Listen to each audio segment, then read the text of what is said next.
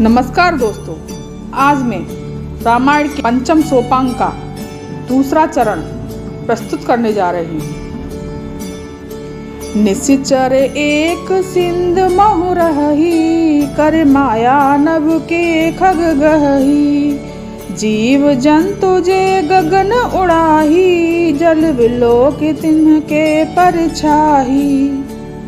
समुद्र में एक राक्षसी रहती थी। वह माया करके आकाश में उड़ते हुए पक्षियों को पकड़ लेती थी। आकाश में जो जीव जंतु उड़ा करते थे वह जल में उसकी परछाई देखकर गहई छाह कसी सो न उड़ाई। एह विधि सदा गगन चरखाई।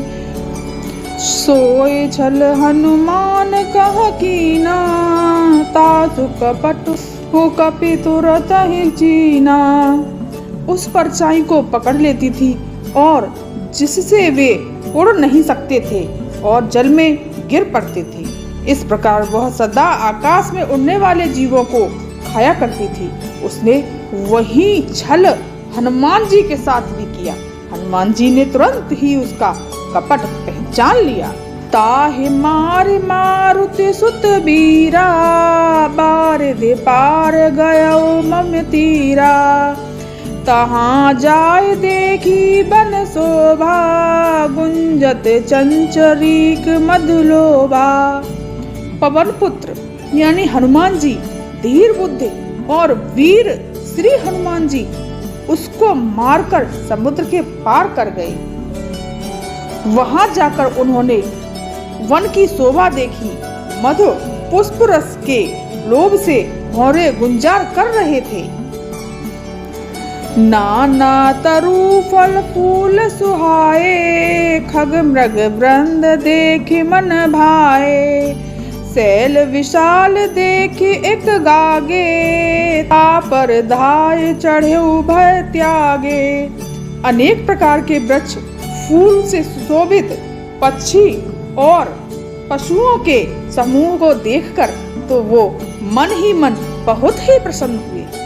सामने एक विशाल पर्वत देखकर हनुमान जी भय त्याग कर उस पर दौड़कर चढ़ गए। उमान कछु कपि के अधिकाई, प्रभु प्रताप जो कालहि खाई। गिरि पर चढ़ लंका तहि देखी, कहीं न जाए अति दुर्ग विशेषी। शिव जी कहते हैं, हे उमा, इसमें वानर हनुमान जी की कुछ बढ़ाई नहीं है। यह प्रभु का प्रताप ही तो है जो काल को भी खा जाता है। पर्वत पर चढ़कर उन्होंने लंका देखी। बहुत ही बड़ा किला है, कुछ कहा नहीं जाता। अति उतंग जल निधि चहुपासा, कनक कोट कर परम प्रकाशा। वह अत्यंत ऊंचा है, उसके चारों ओर समुद्र है, मतलब सोने के परकोटे और चार दीवारी का परम प्रकाश हो रहा है। कनक कोट विचित्र मणि कृति सुंदरायतना घना। चहु हट हट सुबट बीति चारुपुर बहु विधि बना। गज बाज खच्चर निकर पद चर रथ बरु तहि को गने। बहु रूप निश्चर जूत अति बल सेन बन रथ नहीं बने। हनुमान जी देखते हैं और कहते हैं, विचित्र मणियों से जड़ा हुआ सोने का परकोटा है। उसके अंदर बहुत से सुंदर सुंदर घर हैं, चौराहे, बाजार, सुंदर मार्ग और गलियां हैं। सुंदर नगर बहुत प्रकाश से सजा हुआ है। हाथी घोड़े खच्चरों से समूह तथा पैदल और रथों के समूह को कौन गिन सकता है। अनेक रूपों के राक्षसों के दल हैं। उनकी अत्यंत बलवती सेना वर्णन करते हुए नहीं बनती। बन बाग उपवन बाटिका, सरकूप बापी सोहहि। नर नार सुर गंधर्व कन्या, रूप मुनि मन मोहहि। कहो माल देह विशाल शैल समान, अति बल गर्जहि। नाना अखंड भिरहित बहुविध, एक एक तरजहि।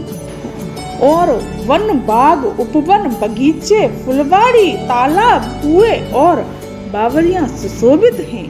मनुष्य नाग देवताओं और गंधर्वों की कन्याएं अपने सौंदर्य से मुनियों के भी मनों को मोह लेती हैं। कहीं पर्वत के समान विशाल शरीर वाले बड़े ही बलवान मल्ल यानी पहलवान गरज रहे हैं। वे अनेक अखाड़ों में बहुत प्रकार से भिड़ते और एक दूसरे को ललकारते रहते हैं। कर जतन भट कोट ही विकट तन नगर चहु दिस रक्षहि कहु महिष मानुष धेनु खर अज खल निशाचर भक्षहि एहि लाग तुलसीदास इनकी कथा कछु एक है कही रघुबीर सर तीरथ शरीर त्याग गति पैग ही सही।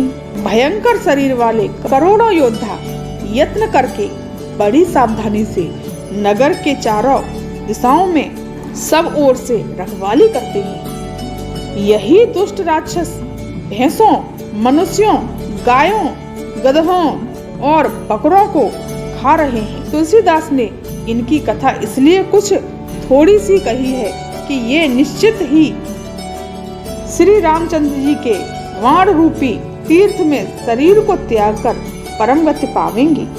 पुर रखवारे देख बहु कपि मन कीन विचार अति लघु रूप धरो निसे नगर करो परिसार। नगर के बहुसंख्यक रखवालों को देखकर हनुमान जी ने मन में विचार किया कि अत्यंत छोटा रूप धरूं और रात के समय नगर में प्रवेश करूं। मसक समान रूप कपि धरई लंका चले उस मिर नर नरही नाम लंकिनी एक निशिचरी सो कहाँ चले मोहे निंदरी। हनुमान जी मच्छर के समान मतलब हनुमान जी मच्छर के समान छोटा सा रूप धारण करके नर रूप से लीला करने वाले भगवान श्री रामचंद्र जी का स्मरण करके लंका को चले। लंका के द्वार पर लंकिनी नाम की एक राक्षसी रहती थी।